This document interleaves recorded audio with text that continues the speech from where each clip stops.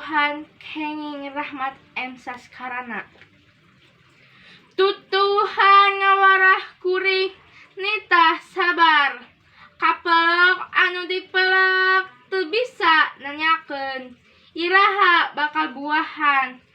Tutuhan ngawarah kuring nitah surti akar anu ngenteuyeub nyiar kahakanan teu kadenge rumahuhna. Tangkal nulung sae butuh ti hujan, daun alum kapanasan henteu kadenge ringkahna. Tutuhan ngawarah kuring nitah nyaho mulang tarima kalemah tempatna matuh. Murageun dangdaunan pikeun kasuburan kamanusa nu melakna. Mere bubuahan geus nyambung kahirupan. Hatur nuhun.